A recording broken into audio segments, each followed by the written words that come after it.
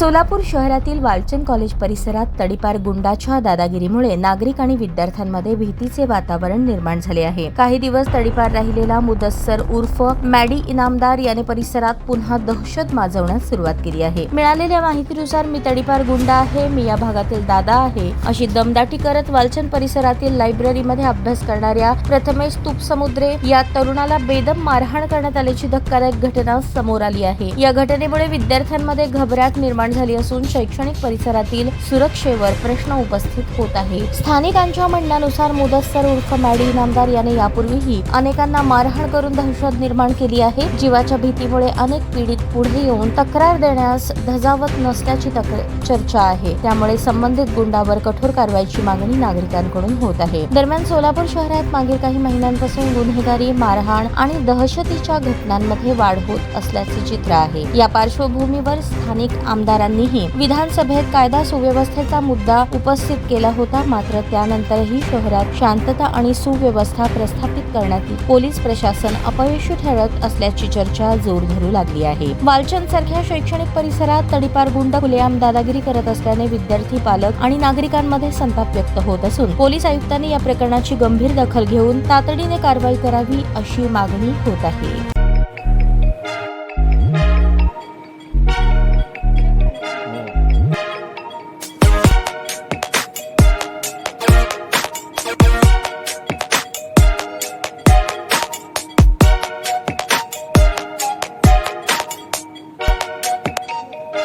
सोलापूर शहरातील सुप्रसिद्ध हॉस्पिटल म्हणजे सेंट्रल मल्टी स्पेशालिटी हॉस्पिटल मागील अनेक वर्षापासून सेवा बजावत आहे। 24 तास इमर्जन्सी सर्व्हिस, मॉडर्न टेक्नॉलॉजी, अनुभवी डॉक्टर्स तसेच अत्याधुनिक तंत्रज्ञान सुविधांनी सुसज्ज स्त्रीरोग, प्रसूती विभाग, ऑर्थोपेडिक विभाग, मेडिकल विभाग आणि इतर एकमेव नाव म्हणजे सेंट्रल मल्टी स्पेशालिटी हॉस्पिटल। पत्ता गणेशपेठ शॉपिंग सेंटर, मंगळवार बाजार, सोलापूर।